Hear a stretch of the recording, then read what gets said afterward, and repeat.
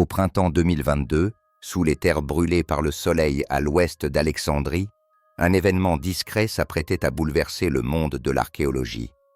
C'est près du temple de Taposiris Magna, à une vingtaine de kilomètres de la célèbre cité antique, qu'une équipe internationale dirigée par la docteure Kathleen Martinez entama des fouilles dans un ancien couloir enseveli sous des tonnes de sable.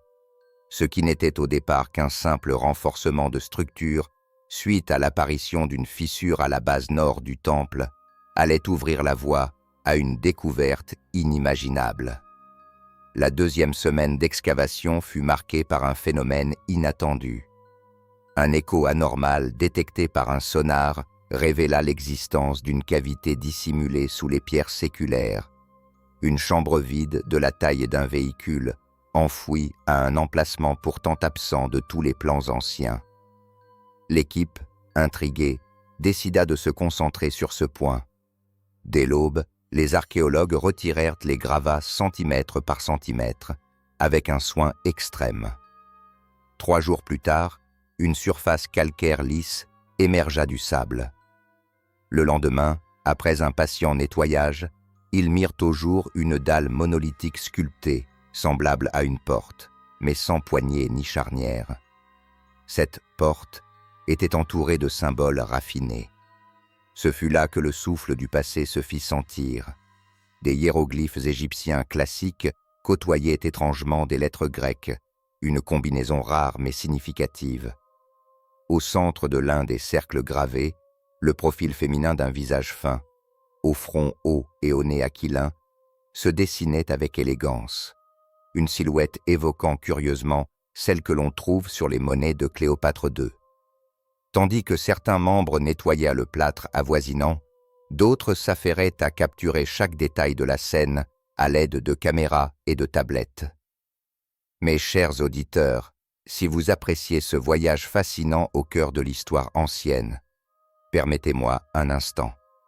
Je vous invite, avec toute ma considération, à vous abonner à cette chaîne, Historien silencieux. Un simple geste, gratuit, mais qui nous encourage grandement à poursuivre cette quête de savoir. Un j'aime, un commentaire, c'est votre manière de soutenir la mémoire des siècles. La première image de la découverte fut partagée discrètement dans des cercles académiques ce soir-là. Puis, l'ordre tomba. Toutes les opérations de fouille devaient être suspendues jusqu'à l'arrivée d'une délégation officielle du ministère égyptien des Antiquités. Les 2 journées suivantes furent d'un suspense insoutenable. Des gardes armés surveillaient jour et nuit le site, désormais recouvert de bâches épaisses. Lorsque les représentants ministériels arrivèrent enfin, leur stupeur fut manifeste. Cette porte, totalement absente des plans originaux, semblait n'être qu'une partie banale du mur. En vérité, elle dissimulait bien plus. Aucune perforation ni destruction n'était autorisée. Il fallait préserver chaque millimètre. Des experts en micro-explosifs furent appelés, non pour ouvrir par la force, mais pour manipuler avec une précision chirurgicale. Après 3 heures d'efforts minutieux, un déclic se fit entendre. La dalle s'écarta légèrement du mur, dévoilant un passage étroit, creusé dans la pierre même du temple. 2 archéologues chevronnés furent les premiers à s'y faufiler, équipés de caméras miniatures et de lampes frontales. Le corridor était si étroit qu'il fallait progresser de profil. Le sol argileux collait aux chaussures, et les parois, décorées de fresques aux pigments grecs et égyptiens, semblaient nous parler depuis un autre temps. Après une quinzaine de minutes de progression à plus de 5 mètres de profondeur, le tunnel déboucha soudain sur une pièce carrée inconnue, jamais référencée, jamais explorée. Ce qui s'y trouvait allait stupéfier les archéologues. Des fragments de panneaux dorés parsemaient le sol. Contre un mur, un sarcophage bas reposait, son couvercle orné de symboles hybrides mêlant l'Égypte et la Grèce. L'effervescence gagna toute l'équipe. Les appels téléphoniques se succédèrent vers des musées, des universités, des spécialistes. Ce n'était pas une simple extension de temple, C'était un sanctuaire secret, savamment masqué, et peut-être une clé pour réécrire les dernières heures de la dernière reine d'Égypte. En pénétrant dans la chambre, les archéologues furent frappés par un fait troublant. Rien n'avait été perturbé. Contrairement à la majorité des tombes égyptiennes, souvent pillées au fil des siècles, celle-ci semblait figée dans le temps. L'humidité du plafond et une discrète odeur d'huile flottaient dans l'air épais. Les lampes révélaient des ombres projetées par d'imposantes dalles de pierre. Le sarcophage brillait comme si une main invisible l'avait poli pour ce jour précis. Chaque centimètre fut photographié, scanné, documenté. Près du sarcophage, des restes d'un cercueil de bois, maintenu par des clous en or, furent retrouvés. Sur le couvercle, des serpents d'argent s'enroulaient dans une danse symbolique. Après avoir ôté la poussière, l'équipe se prépara à ouvrir la tombe. Ce n'était pas un simple cercueil. Il était scellé avec des cales de bronze parfaitement ajustées et un mélange rare d'encens et de résine qui protégeait les gravures. Pendant 4 heures, des microlames furent utilisées pour desserrer les joints sans abîmer le moindre détail. Quand enfin le dernier coin fut retiré, tous retinrent leur souffle. Le couvercle glissa lentement, dévoilant une dépouille humaine partiellement préservée, celle d'une femme adulte. Son squelette portait des bijoux en or finement martelés. Les bras et les chevilles étaient ornés de bracelets dont les motifs correspondaient à ceux des reines de la dynastie thémique. Les mains de la défunte formaient une pose rituelle complexe, inédite dans les sépultures gréco-égyptiennes. À l'intérieur du couvercle, une peinture en profil révélait de nouveau ce visage au nez aquilin, ce même regard, cette même allure qu'on attribue aux représentations de Cléopâtre sur les monnaies de son règne. Au pied du sarcophage reposait un masque miniature d'or, travaillé avec une finesse inégalée. Son front arborait une pierre bleue et l'image d'un cobra, symbole du pouvoir divin. Et ce n'était que le commencement. Derrière le cercueil, dans une petite niche, un coffret orné attendait encore de dévoiler ses secrets. Dans le silence suspendu de la chambre funéraire, alors que les poussières d'or flottaient encore dans l'air épais, les archéologues s'approchèrent du coffret incrusté, dissimulé dans la niche de pierre. Il s'agissait d'un objet d'une beauté saisissante, ciselé avec minutie, ses parois décorées de filigranes et de reliefs représentant des visages féminins. L'un d'eux retint immédiatement l'attention, un profil au front haut, au nez droit, aux traits empreints d'autorité.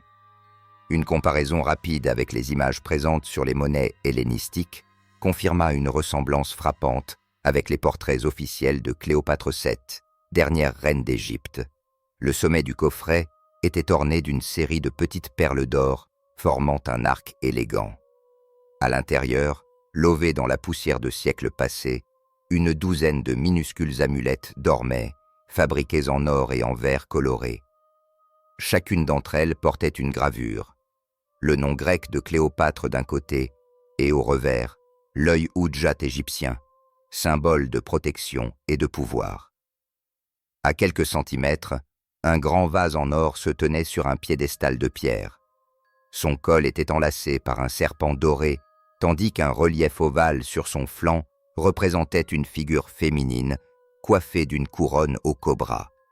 Ce type de vase n'avait jamais été trouvé dans aucune tombe antique auparavant. Lorsqu'il fut ouvert, les archéologues y découvrirent une résine aromatique séchée, incrustée de paillettes brillantes de lapis-lazuli et de mica. À sa base reposait un lingot d'or en forme de parchemin déroulé. Gravé de chaque côté, le nom de Cléopâtre apparaissait à nouveau, en grec et en égyptien. Mais la découverte la plus émouvante fut dissimulée sous une pile d'éclats de pierre, derrière le sarcophage. Une amulette de verre givré y avait été délicatement déposée, modelée à l'effigie d'un visage féminin.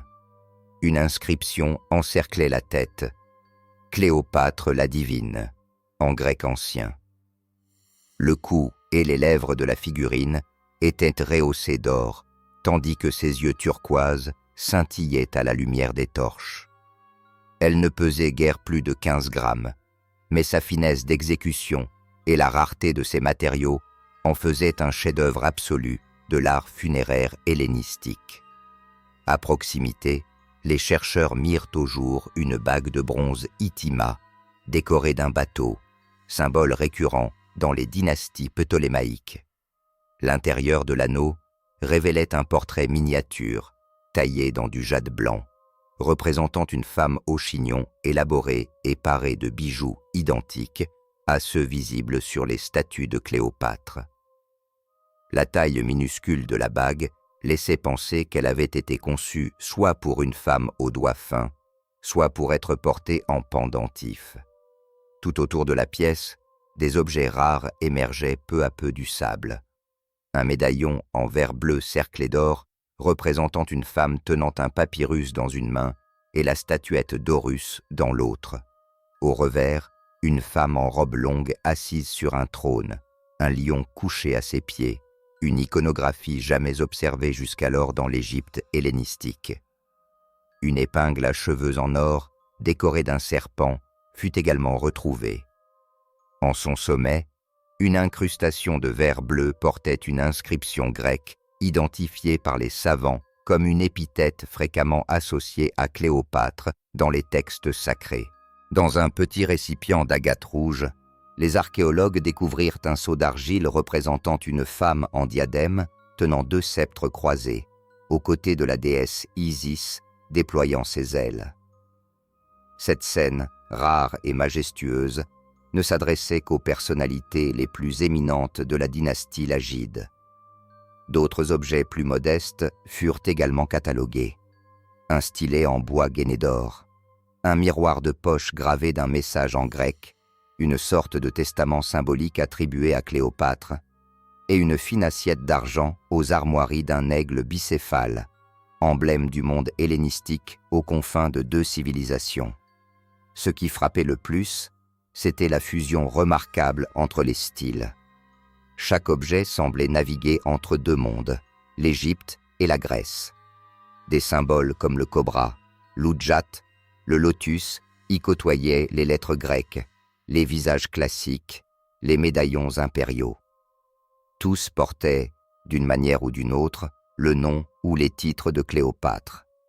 Les archéologues en arrivèrent à une conclusion incontournable. La femme ensevelie ici appartenait à l'élite la plus haute de son époque, voire à la lignée royale elle-même. Mais au-delà des objets somptueux, une autre énigme attendait d'être déchiffrée. Il s'agissait des textes, car sous la couche de poussière d'albâtre et d'encens, des mots anciens réapparaissaient. Entre la base du sarcophage et le sol, un fragment de papyrus brûlé fut mis au jour. Il fallut des heures de restauration minutieuse pour en extraire le moindre mot. Une fois déroulé sous des lentilles grossissantes, le texte révéla des lignes en grec raffiné, de plus en plus complexes à mesure qu'on descendait dans la page. Certaines lettres semblaient volontairement altérées, mélangées à des hiéroglyphes que seuls les érudits du monde hellénistique pouvaient identifier. La première ligne était claire. Cléopâtre, reine des rois, fille des dieux. Mais la suite devenait énigmatique. 3 symboles grecs inconnus figuraient à la fin de la phrase, comme un code. Tandis que certains membres de l'équipe tentaient de décrypter le papyrus, d'autres tombèrent sur un deuxième mystère. Le revers du couvercle du sarcophage était couvert d'inscriptions en grec ancien, entrecoupées de symboles et de points évoquant un système chiffré. Une phrase ressortait nettement. « Ici repose la reine, fille des dieux ». Mais en analysant de plus près, les archéologues découvrirent des lettres ponctuées de chiffres, des syllabes inversées, des motifs de lotus et de scorpion insérés comme indices. L'un des jeunes chercheurs, venus de Thessalonique, reconnut une structure proche des codes religieux d'Alexandrie, sans toutefois en comprendre toute la logique. Ce n'était pas un simple texte funéraire, c'était un message crypté, une énigme pensée pour défier le temps. et peut-être pour protéger un secret encore plus grand. Alors que les spécialistes s'acharnaient à décrypter les lignes du papyrus, les découvertes s'enchaînaient dans la chambre funéraire. Derrière la niche où reposait le coffret doré, une bande de vieux plâtre fut grattée avec précaution, révélant une dalle de marbre blanc sur laquelle apparaissait un fragment d'inscription grecque colorée à base de pigments minéraux. Le texte ne comptait que 6 mots, mais leur structure échappait aux conventions linguistiques classiques. On pouvait y lire « Le secret est éclairé par la lumière de 2 divinités ». Les lettres finales représentaient un scorpion et une fleur de lotus, stylisée, inconnue dans l'alphabet grec standard. Une journée entière fut dédiée à l'étude de cette dalle, mise en relation avec le papyrus et les gravures du sarcophage. Il devint vite clair que l'ensemble formait un système complexe de cryptage. Les auteurs antiques avaient intentionnellement brouillé l'ordre des mots, des lettres et des symboles. Certains caractères servaient à coder des sons, d'autres à masquer des identités. Dans une ligne effacée, sous une couche d'encre fanée, un message intrigant fut reconstitué. « Trouve l'âme dans le temple près du soleil ». Était-ce une métaphore ou une indication précise d'un second tombeau? Le mot grec « apothéosis » apparaissait quelques lignes plus bas, un terme associé à la déification des souverains hellénistiques. Pour les membres de l'expédition, ces éléments suggéraient quelque chose de plus grand, de plus sacré qu'un simple lieu d'inhumation, une sanctuarisation volontaire, une volonté de se cacher tout en laissant des indices. À la tombée de la nuit, une autre révélation fit surface. En grattant délicatement l'enduit d'albâtre au centre de la pièce, les archéologues découvrirent une plaque plate portant une courte inscription entourant une silhouette noire, un profil féminin semblable à celui retrouvé sur les monnaies de Cléopâtre. Les lettres, inversées, exigeaient une lecture syllabique décomposée. Le texte, une fois reformulé, disait « Immortel dans la maison d'Isis ». Jamais une telle densité symbolique n'avait été retrouvée dans une tombe antique égyptienne. Une partie de cette gravure ne devenait lisible qu'en exposant la dalle à un angle particulier de lumière. Pour déchiffrer complètement le système, un membre de l'équipe proposa d'utiliser un ancien sceau retrouvé dans le coffret d'amulettes. Une fois éclairé, le côté du sceau révéla une série de 9 lettres grecques et 2 hiéroglyphes. Comparée aux lignes du papyrus, cette séquence permettait de recomposer certaines phrases à l'aide d'une méthode dite en grille d'échiquier, typique de la correspondance secrète dans la dynastie ptolémaïque. Le 3e jour de fouille, les experts parvinrent à un consensus. Il fallait former une équipe de déchiffrement internationale. Pendant plusieurs semaines, cryptographes, historiens hellénistiques et spécialistes de l'épigraphie se relayèrent pour tenter de percer le mystère. Plusieurs passages purent être reconstitués. Parmi eux, la fille de Julia est avec le fils. Le trône est caché des ennemis. Ou encore, mémoire éternelle dans la maison de Magna.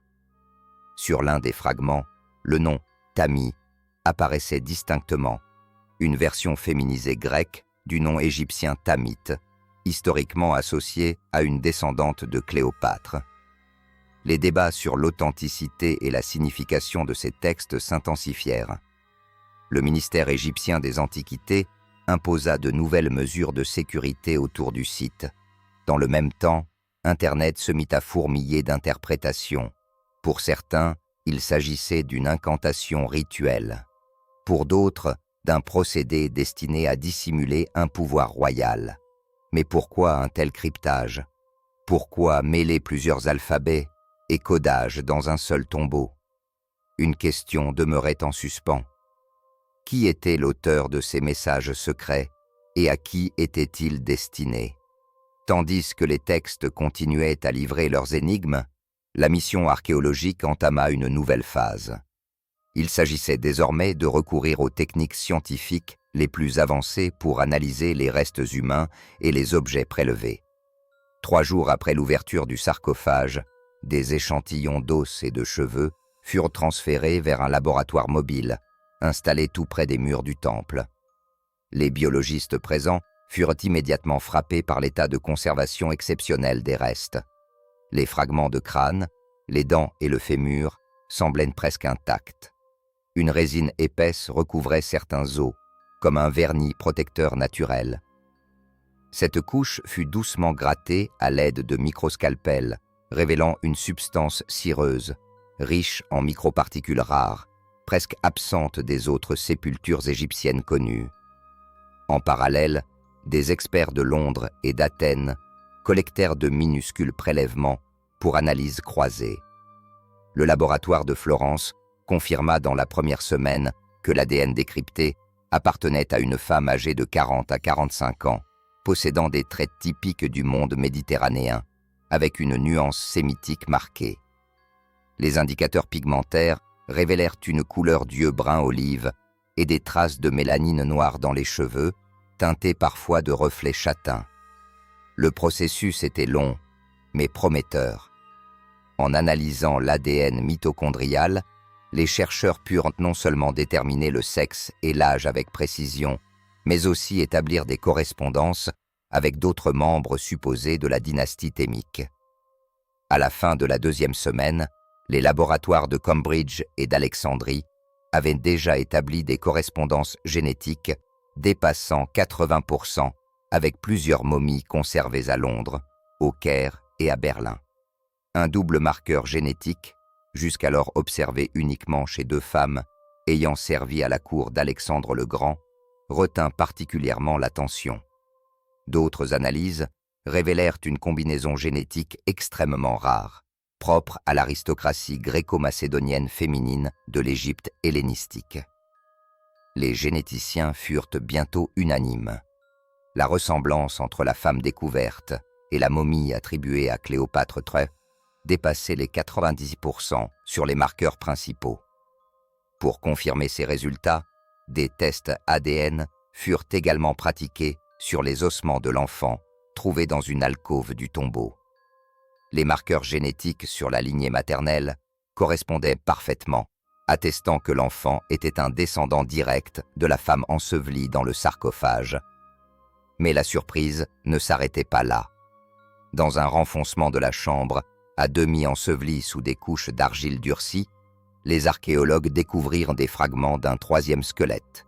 Bien que partiellement conservé, l'analyse initiale révéla des marqueurs génétiques hybrides, des traits à la fois méditerranéens et moyen-orientaux, caractéristiques des unions fréquentes entre noblesse hellénistique et lignées égyptiennes. Dans ces conditions fragiles, seuls des protocoles de prélèvement stériles permettaient d'extraire l'ADN.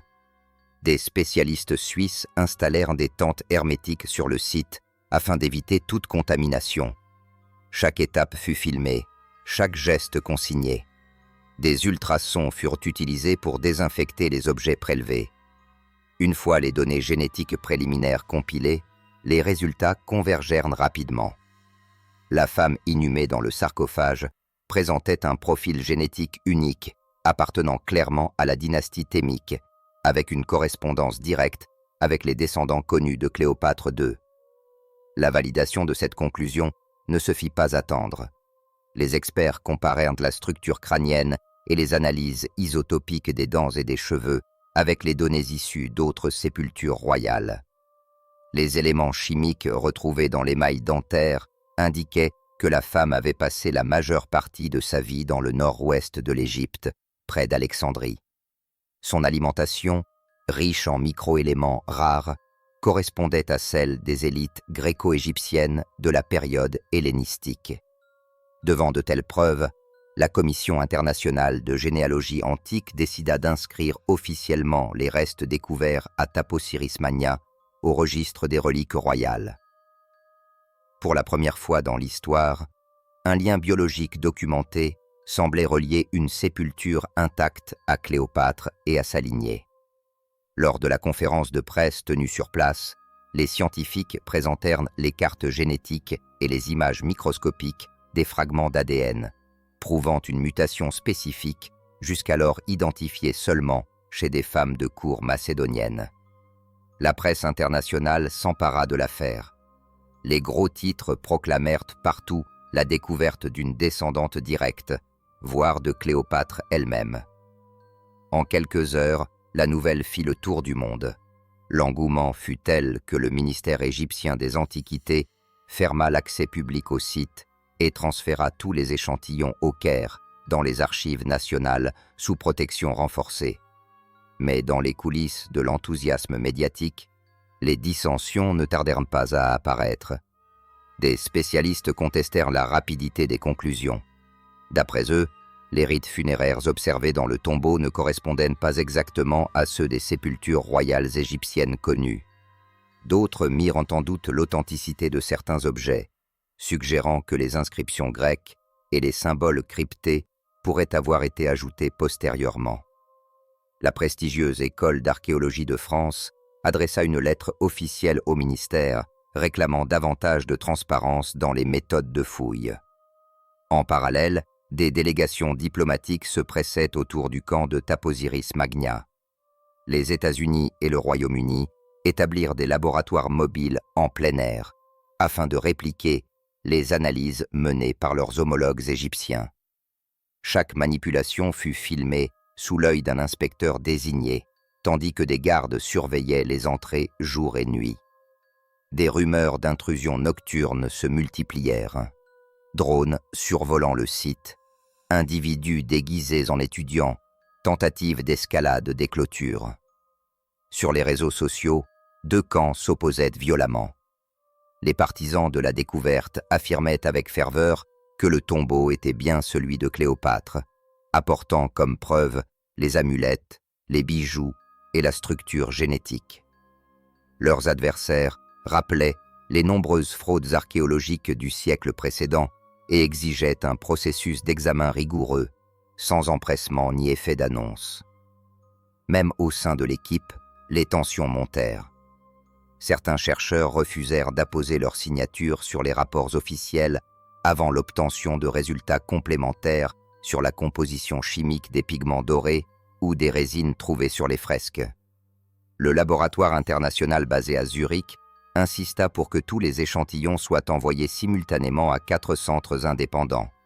Les experts londoniens, de leur côté, demandèrent un rapport détaillé du processus d'ouverture du sarcophage, destiné à une publication dans une revue scientifique majeure. En réaction, le ministère égyptien publia un décret. Seuls les spécialistes accrédités pourraient désormais approcher le sarcophage à moins de 3 mètres. Une équipe d'observateurs scientifiques fut installée sur place pour superviser le déplacement et la classification des objets. Un membre de la délégation américaine réclama de participer à toutes les étapes de documentation photographique, tandis qu'un représentant gouvernemental exigea que les résultats d'analyse soient rendus publics quotidiennement. L'agitation gagna même le grand public. Des réalisateurs de documentaires affrétèrent des hélicoptères pour filmer le temple depuis le ciel. Des chaînes de télévision lancèrent des séries sur la vie de Cléopâtre, utilisant les images des artefacts comme base pour des reconstitutions. Des pèlerins mystiques se rassemblèrent autour du campement, persuadés que c'était là que la reine avait accompli ses derniers rituels. Plusieurs nuits d'affilée, la sécurité dut intervenir pour repousser ceux qui tentaient de toucher les murs du temple. Dans le monde numérique, des discussions enflammées portaient sur de supposées malédictions anciennes ou des coïncidences étranges vécues par les chercheurs. Des spécialistes techniques vérifièrent l'authenticité des encres et des pigments grâce à la spectroscopie et à la comparaison avec les standards du XIIe siècle avant notre ère. Dès qu'un doute était émis sur une anomalie, l'information circulait instantanément dans les forums et groupes universitaires. Des fissures commencèrent même à apparaître dans l'équipe. De jeunes archéologues accusèrent certains de leurs aînés de retenir volontairement des découvertes ou de censurer les aspects les plus controversés. Face à la pression, la chef de mission, Kathleen Martinez, convoqua une conférence publique durant laquelle elle exposa tout l'inventaire de la collection et invita une équipe indépendante d'Oxford a procédé à une vérification complète. Mais malgré l'ambiance pesante, le travail scientifique se poursuivait, mètre par mètre, fragment par fragment. Tandis que les tensions s'intensifiaient autour du site de Taposiris Magna, l'expédition poursuivait ses investigations scientifiques avec la même rigueur. Les amulettes, les fragments de fresques, les résines et même les minuscules cristaux intégrés aux bijoux furent soumis à des analyses de datation par radiocarbone et à des tests comparatifs en laboratoire. Des spécialistes en épigraphie grecque hellénistique affluèrent d'Athènes pour comparer les inscriptions avec les archives rituelles d'Alexandrie. Chaque détail, aussi infime fût-il, devenait une pièce potentielle d'un puzzle plus vaste. Les autorités, quant à elles, restaient sur le qui-vive. Des experts en sécurité, mandatés par le gouvernement égyptien, surveillaient non seulement les tentes de fouilles, mais aussi les routes menant au temple. Un système de surveillance renforcé fut installé. La zone était devenue un centre névralgique mondial, où se croisèrent diplomates, archéologues, généticiens, historiens et même passionnés, venus des 4 coins du monde. La nouvelle de la découverte officielle d'une sépulture liée à la dernière reine d'Égypte avait été confirmée dans un communiqué du ministère des Antiquités. Le tombeau découvert dans l'enceinte du temple de Taposiris Magna constitue l'une des découvertes archéologiques les plus importantes de ces dernières décennies. Il contient des artefacts et des éléments biologiques directement rattachés à la dernière souveraine de la dynastie thémique. En parallèle, les plus grandes universités européennes et américaines annoncèrent des programmes de recherche inédits sur l'époque hellénistique. Le British Museum et le Smithsonian Institution lancèrent la conception d'expositions thématiques autour des artefacts découverts, avec des reconstitutions en 3D à destination du grand public. L'UNESCO dépêcha une délégation pour examiner la méthode de conservation des pièces et évaluer leur importance pour le patrimoine mondial. Des caméras à haute définition enregistrèrent chaque geste. Les archives numériques de l'expédition dépassaient déjà plusieurs terabits de données. Des QR codes furent apposés sur chaque caisse contenant des objets, renvoyant à une base de données interactive spécialement conçue pour cette fouille.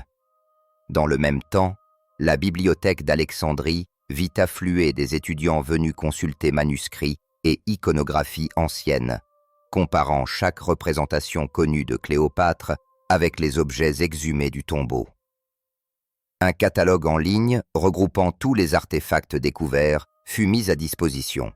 Il contenait des modèles 3D, des descriptions multilingues et des fonctions de comparaison avec des pièces de musées internationaux.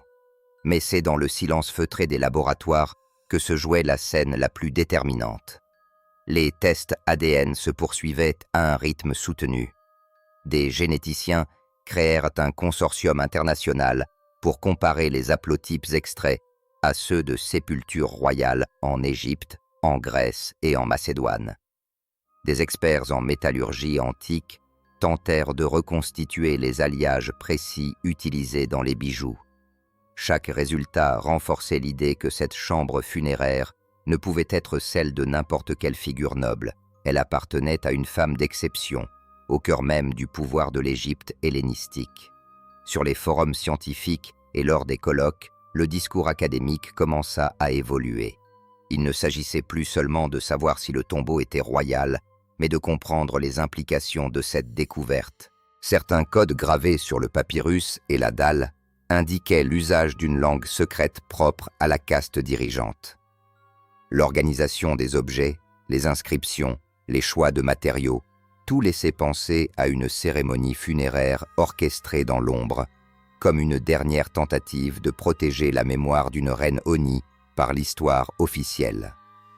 Des théories, longtemps marginales, refirent surface. Celle d'un enterrement volontairement effacé des registres pour éviter les profanations. Celle d'un rituel funéraire mixte, mêlant magie grecque et symbolisme égyptien.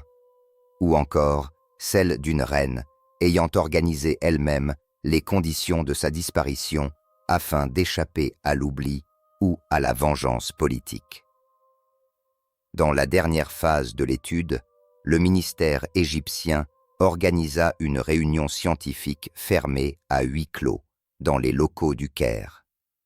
Plus de 60 spécialistes de domaines variés, biologie moléculaire, linguistique grecque, religion antique, iconographie, archéogénétique, étaient présents.